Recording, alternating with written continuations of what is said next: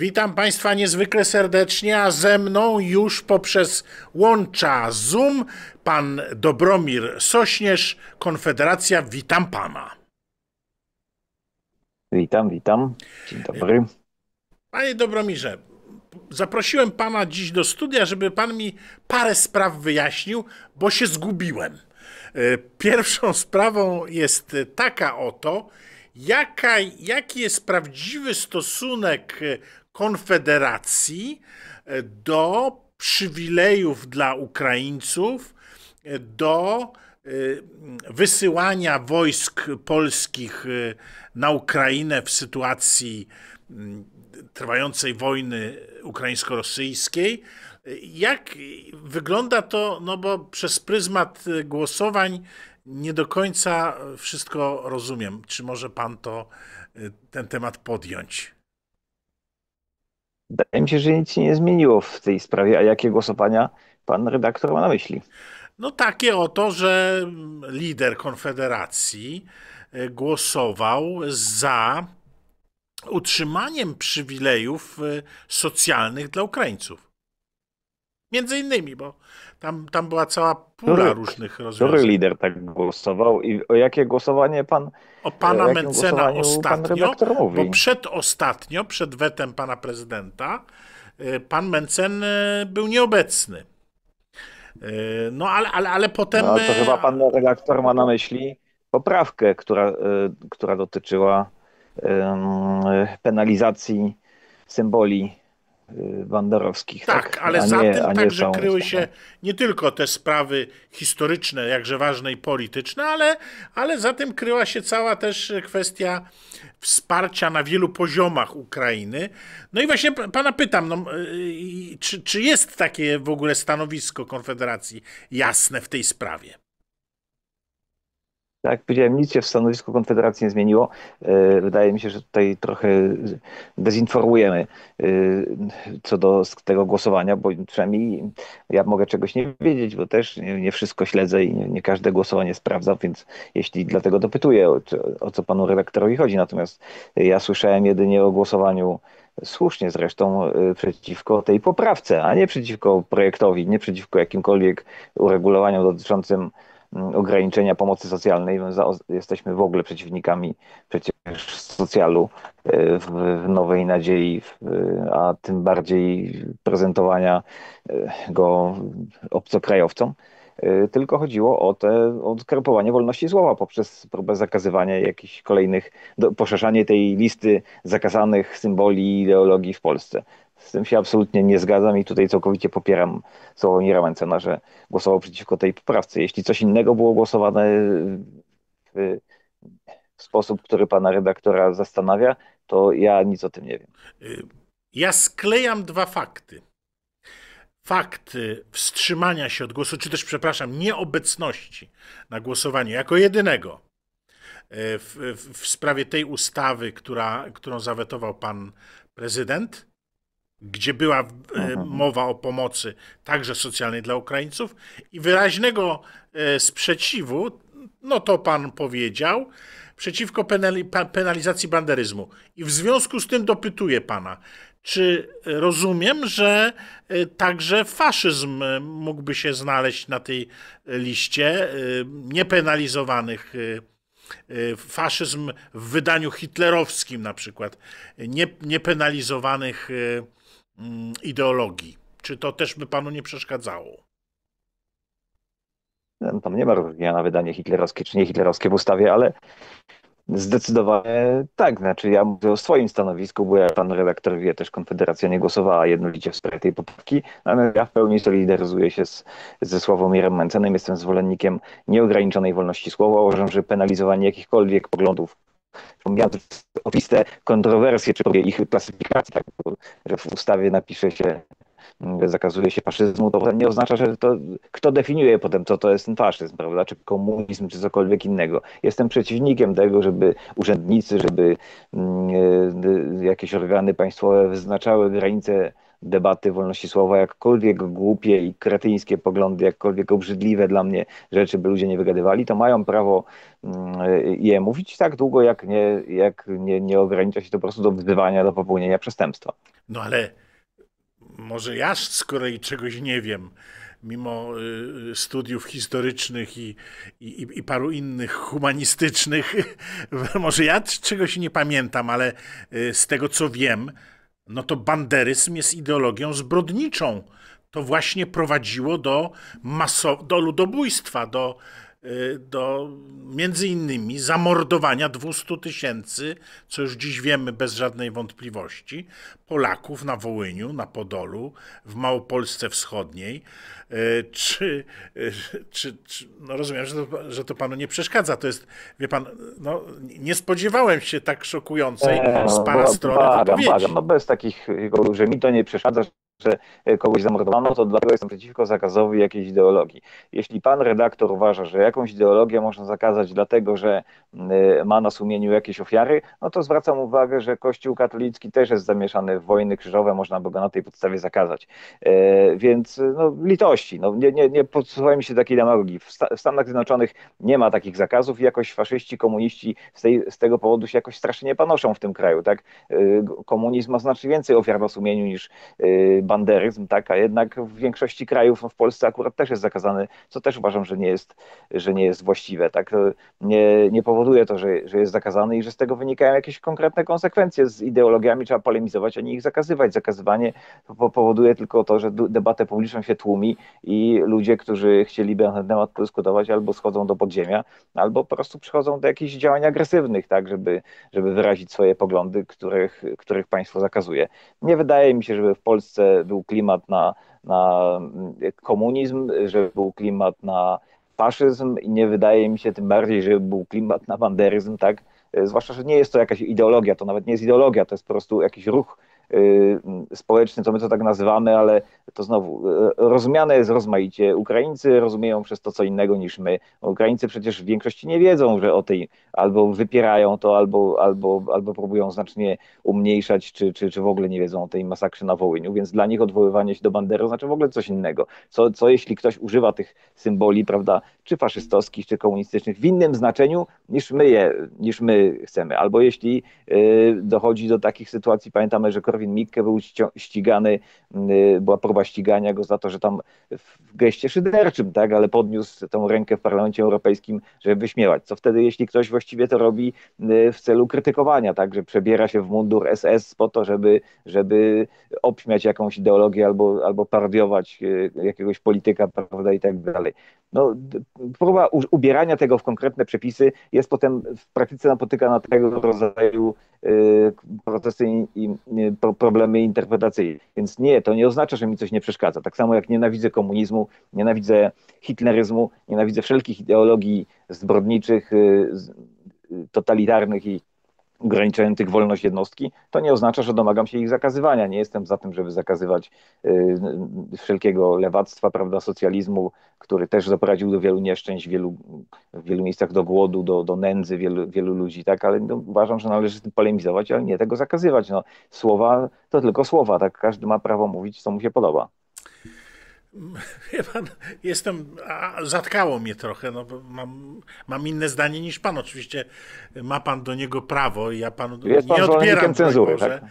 praw do takiej opinii, no ale wie pan, no jednak w demokracji jest tak, że no nie wszystko jest szczelne i niektóre ideologie, bardzo złe, potrafią się w sposób populistyczny, w sposób no, zgodny z zasadami tak zwanego wolnego obiegu myśli, szybko rozprzestrzeniać i niestety jak choroba atakować ludzkie mózgi i ludzką świadomość.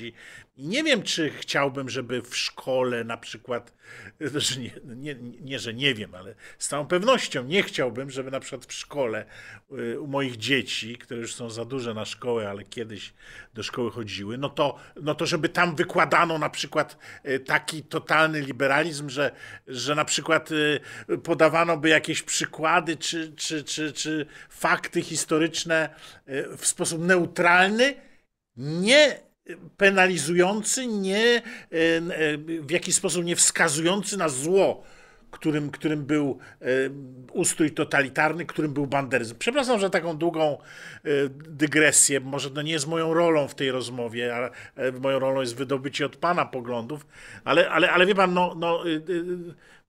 znam pana już ładnych parę lat i aż takiego radykalizmu, aż takiego libertynizmu się po panu nie spodziewałem. Niedobrze, że pan tu nie spodziewał, to znaczyłoby, że wyrażałem się do tej pory w sposób jakiś niezrozumiały dla pana redaktora, ale jeśli pan redaktor uważnie mnie słuchał, zawsze byłem libertarianinem. Unia Polityki Realnej jeszcze w latach 90. za czasów Korwina sprzeciwiała się tego typu zakazom. One są po pierwsze nieskuteczne. Nie ma żadnego udokumentowanej skuteczności tego, że zakazywanie jakiejś ideologii powoduje, że ona nie zyskuje zwolenników. Wiele takich ruchów bywało zakazywanych, nawet prześladowanych aktywnie. Chrześcijaństwo było prześladowane, zagrożone karą śmierci i się rozrastało. Prawda? Hitler też siedział w więzieniu. No i co z tego? No mam wrażenie, że jednak publiczne penalizowanie, publiczne wskazanie i pokazanie, co jest złe, a co jest dobre i temu ma służyć taki paragraf, tak jak ja to rozumiem, proszę mnie poprawić, to jednak utrudnia takiej czy innej ideologii umasowienie. No i chyba w tym sensie powinniśmy. No, a utrudniło Hitlerowi? Wtedy jeszcze nie znaliśmy tej ideologii, prawda? Wtedy totalitaryzm dopiero rodził się, choć już miał na swoim koncie wiele ofiar, ale media jeszcze tak nie rozpowszechniły o nim wiedzy. Jeszcze Orwell nie napisał swoich przełomowych prac, a wiadomo. Akurat o komunizmie. No o komunizmie, ale ogólnie o totalitaryzmie, bo wiemy, że to jest metafora szersza. A Bullock studia tyranii też jeszcze nawet pióra nie wziął do ręki. No dobrze. Znaczy, dziwi mnie pana redaktora wiara w skuteczność państwowych zakazów i cenzurę. No zawsze z kolei mnie wydawało się, że razem z panem redaktorem stoimy po stronie wolności słowa, no ale widzę, że pan redaktor lubi wolność słowa tylko wtedy, kiedy ona się panu redaktorowi podoba. A kiedy się panu redaktorowi jakiś pogląd nie podoba, jest okazja go zakazać, to by pan redaktor jednak chętnie to powitał. Tak? No ja nie, nawet dla mnie granicą jest ludobójstwo, wie pan? Nie zgadzam. Uważam, że powinny być dopuszczalne w debacie publicznej ich wyrażanie. To tym łatwiej zdyskredytować je i pokazać ich głupotę, kiedy one mają prawo być wyrażane. No jeśli nie możemy wyrażać publicznie poglądów na przykład komunistycznych, to nie mamy okazji podyskutować z komunistą, no bo on wtedy dobrze, ale wie pan, jeżeli jakaś ideologia zmierza do eliminacji, do ludobójstwa przez jeden naród drugiego narodu, to wie pan, tak, to jest dla mnie granica wolności słowa. To ja tak ją rozumiem. Pięknie się różnimy. Ja pozostaję dalej w szoku, ale jeszcze chcę panu parę pytań zadać na inny temat. Każda z nich, ale to żadna ideologia z tych nie zakładała z góry eliminacji jakiegoś narodu. Może poza niektórymi wątkami hitleryzmu. Po prostu tak wychodziło w praniu, prawda? Komunizm. Panie Dobromirze, szowinizm hitleryzmu był oczywisty, szowinizm banderyzmu też nie ulega żadnej wątpliwości, no błagam pana, no. Ale okej, rozumiem, ja nie wiem, że... co pan redaktor przekrzykuje się ze mną, jak pan redaktor mówi, to mi tu odcina w fonie. Ja w ogóle nie słyszę, co pan redaktor mówi. Dopiero po chwili się orientuję, że mówimy równocześnie. Bardzo pana przepraszam. Bardzo pana przepraszam. Chciałem tylko w emocjonalny sposób, może dlatego nieładnie panu przerwałem, podkreślić, że szowinizm hitleryzmu i szowinizm banderyzmu, dwóch ideologii zmierzających do eliminacji innych narodów, nie budził nigdy żadnych wątpliwości. I to jest dla mnie granica tolerancji. No, ale rozumiem, że ktoś może mieć inną, tak jak pan to przedstawia, ale czy to jest granica tolerancji pana, czy granica lojalności wobec pana lidera? Nie wiem, czy zna pan ideologię, która zmierzała programowo do eliminacji narodu polskiego. Na pewno ideologia, do której odwoływali się nacjonaliści, po prostu byli to nacjonaliści ukraińscy, to nie była jakaś specjalna ideologia, znaczy to nie jest jakiś ruch polityczny, który byłby inny niż po prostu radykalne ruchy nacjonalistyczne w innych krajach. To, że on doprowadził w praktyce do tego, no tak wiele innych ruchów nacjonalistycznych na świecie, rzeczywiście doprowadziło do wojny między Tutsi a Hutu, prawda? Ale z tego powodu nie będziemy wymyślali jakichś specjalnych zakazów, głoszenia ideologii namawiającej do zabijania Tutsi czy Hutu, prawda? No, po prostu do takiej nienawiści rzeczywiście czasami dochodzi wskutek rozwoju radykalnego nacjonalizmu, ale nie jest to żadna specyfika akurat tej jego odmiany, tak żeby on od początku do tego wzywał, ani żeby to było w programie zapisane. No nie, tak nie było w ogóle, tak? Ani tym bardziej, żebyśmy w ogóle z takim zjawiskiem mieli w Polsce do czynienia. Tak? Jeśli tak będziemy rozumieć ten zakaz, no to on by nikogo nie dotyczył. To nikt w Polsce, nie słyszałem, żeby ktoś postulował eliminowanie narodu polskiego. No poza polski kodeks karny i tak nie sięga, tak? No więc jeśli będziemy czegoś zakazywać, no to też to miało ręce i nogi, tak? No to wiadomo, że musimy też spojrzeć na skutki tego, jak to będzie miało w Polsce, a nie gdzieś na świecie. Więc po pierwsze to jest nieskuteczne, po drugie to jest zasady niemoralne, żeby komuś zakazywać mówić tego, co uważa, a po trzecie to uważam, że z większym prawdopodobieństwem uderzy to prędzej czy później w zakazywanie różnych, zgadzanie się na cenzurę uderzy przede wszystkim w ruchy prawicowe bardzo szybko, jak tylko lewica dojdzie do władzy w takim stopniu, że będzie mogła to zrobić, no to posłuży się tym przykładem i powie, że no przecież sami się zgadzaliście na to, że była cenzura. No my też oceniamy, że wy jesteście niebezpieczni dla tych, dla tamtych, dla gejów, prawda, no jak sobie odczytają tą ideologię, to co z tego, że będziemy mówili, że nie, to wcale nie tak. Oni powiedzą, że nie, my uważamy, że waszym prawdziwym celem jest coś innego i wam tego zakazujemy. No przecież to jednocześnie zmagamy się z tym zakazem mowy nienawiści, tak, który proponuje lewica i w tym samym czasie proponujemy zakazywanie tego, co nam się nie podoba, co my uważamy za złą ideologię. No nie, no bądźmy konsekwentni. Wolność to wolność.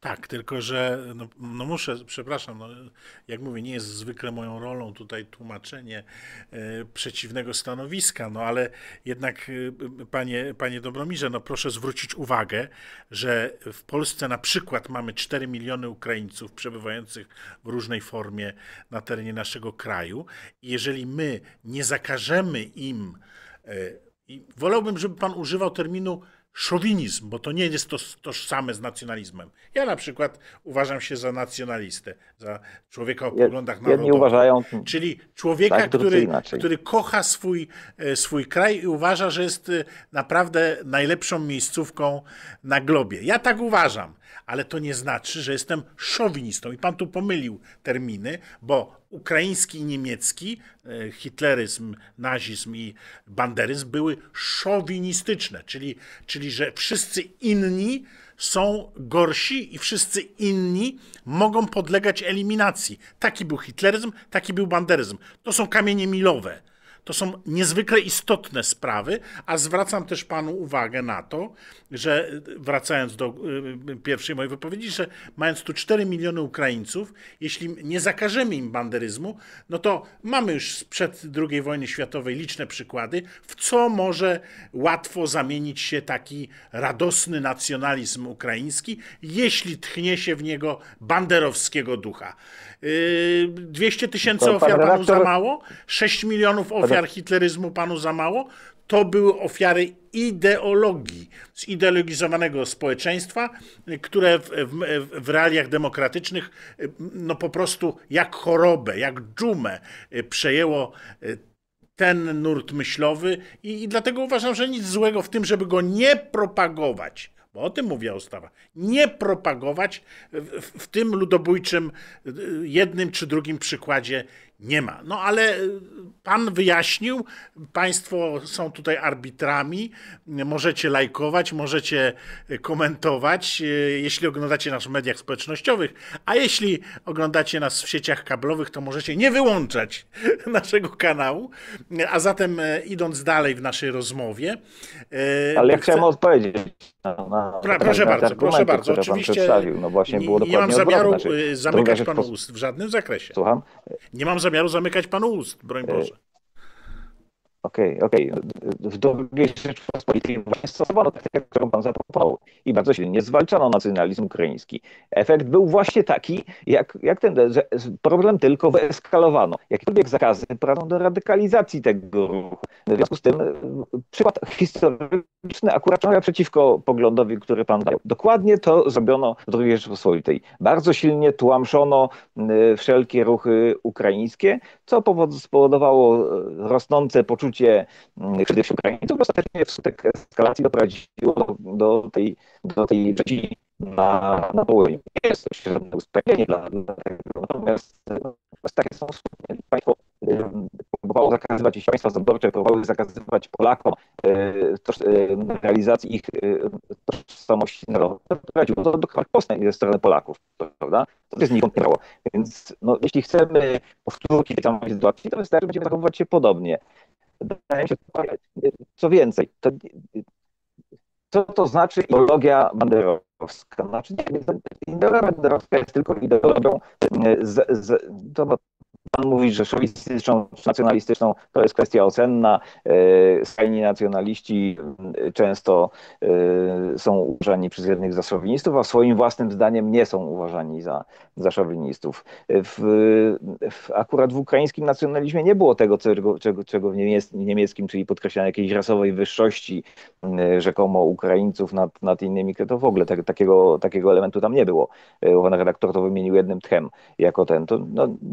To typowy ruch taki narodowo-wyzwoleńczy, który się tak zradykalizował w pewnym momencie, że doprowadził do tak krwawej rzezi. Nie jest to jedyny taki przypadek na świecie i bardzo często takie tłamszone narody, takie ruchy bardzo się radykalizują, to prowadząc do zbrodni takich samych lub nawet większych, bo te rzezie między niektórymi narodami bywały nawet krwawsze. Tą rzezię Ormian, prawda, bo to między Tutsi a Hutu, tak jak mówiliśmy, te rzezie, to był jeszcze gorszy konflikt. W związku z tym takie rzeczy wygasza się poprzez dialog, a nie poprzez presję polityczną. W dodatku nie jesteśmy tym w ogóle zagrożeni. Tak? Znaczy nie ma w Polsce żadnego poważnego ruchu, który miałby taki charakter, jak pan redaktor tu próbuje obrazować, który rzeczywiście postulowałby jakąś zbrojną walkę z Polakami w Polsce. Tak? No w ogóle to jest jakieś wymyślone zagrożenie. Wydaje mi się, że możemy je dopiero stworzyć, pisząc takie prawo i zakazując. W ogóle niektórzy pewnie dowiedzą się dzięki tym zakazom i temu prawu, że w ogóle coś takiego było. Więc wydaje mi się, że to efekt zakazanego owocu może zadziałać dokładnie przeciwnie i zradykalizować ludzi, gości z Ukrainy, których na swoim terenie mamy w dość dużej ilości, więc tym bardziej bym tego nie lekceważył. Więc wszystko absolutnie świadczy przeciwko pomysłowi, który pan forsuje. To jest próba wzajemnej eskalacji konfliktu w sytuacji, kiedy geopolitycznie jesteśmy skazani na współpracę tak naprawdę, bo jesteśmy zagrożeni wspólnym wrogiem ze strony Rosji, co jeszcze niedawno okazało się jeszcze bardziej realnym zagrożeniem niż wcześniej i tym bardziej należy spory między nami łagodzić, a nie eskalować. Natomiast krok taki, jaki tu był proponowany, jest po prostu krokiem eskalacyjnym i nigdzie nie doprowadził do niczego dobrego. Jeśli pan redaktor uważa inaczej, to proszę o te udane przykłady cenzury, które doprowadziły do tego, że jakiś ruch został skutecznie zastopowany jego rozwój. To ja panu podam udane przykłady, które niestety zakończyły się źle w związku z tym, że próbowano prowadzić dialog. Myślę tutaj o przedwojennym ministrze Pierackim i ministrze Hołówko, wojewodzie, który operował między innymi na Wołyniu. Wie pan, dlaczego oni zginęli? Wcale nie dlatego, że Polska była opresyjną wobec Ukraińców. Potem w 1939 roku pierwsza fala była mordów na Polakach. Wcale nie dlatego. To były pierwsze ofiary banderyzmu, oficjele, wysocy polscy urzędnicy, którzy zmierzali do dialogu, do pojednania z Ukraińcami. Dlatego szczególnie banderyzm jest niebezpieczny i godny penalizacji, bo właśnie w takich okolicznościach on zmierzał do poszerzenia swojego kręgu. Hołówka i Pieracki zostali zamordowani za to, że poszukiwali porozumienia, a banderowcy poszukiwali eskalacji. To są fakty historyczne i znajdzie je pan w każdym prawdziwym podręczniku lub opracowaniu IPN, których ostatnio jest trochę na ten temat. I to pokazuje, że nie jest tak, jak pan mówi, że pomijanie problemu, Ale nie wskazywanie na niego, nie pochylanie się wspólne Polaków i Ukraińców nad tym problemem, gdzieś odsyłanie ad acta sprawy pochówków, sprawy oceny wspólnej historii, to wie pan, to jest droga donikąd. A nikt nie przykładem mówi o, nikt kolejnym nie mogą mówi o, być Niemcy, których no jednak po tych kilku dekadach trudno posądzać. Gdzieś tam oczywiście śpi ten Hitler gdzieś głęboko w genach niemieckich, ale jednak udało się w sferze publicznej stworzyć taką narrację i taką atmosferę, że dziś nikt nie podnosi, nikt nie ma odwagi podnieść tego tematu. Podobnie jak banderyzmu, ale Rebu jest on łatwo dostępny jak każde jabłko z zakazanego drzewa. No niestety i te przykłady trochę podważają pana opinię, uważam. no to właśnie omówię w takim razie tę historię jeszcze raz po kolei. No, rzeczywiście historia konfliktu Mamy jakieś kłopoty techniczne z łączem, kurczę, i obawiam się, że państwo potem zwalą to na mnie, że ja tutaj próbowałem z panem walczyć nie tylko na słowa, ale i na kable. Ale rzeczywiście jest jakiś kłopot techniczny. Panie Dobromirze, czy pan mnie słyszy? Proszę Państwa, no jest jakiś nieprzekraczalny problem. Ja Państwa bardzo przepraszam, naprawdę chciałem jeszcze te dwa zdania wymienić z panem Sośnierzem, ale widzą Państwo, że no tu się coś niedobrego w technikaliach dzieje. Zatem muszę w takim dziwnym miejscu zawiesić tę rozmowę, licząc na ciąg dalszy, licząc na Państwa wyrozumiałość.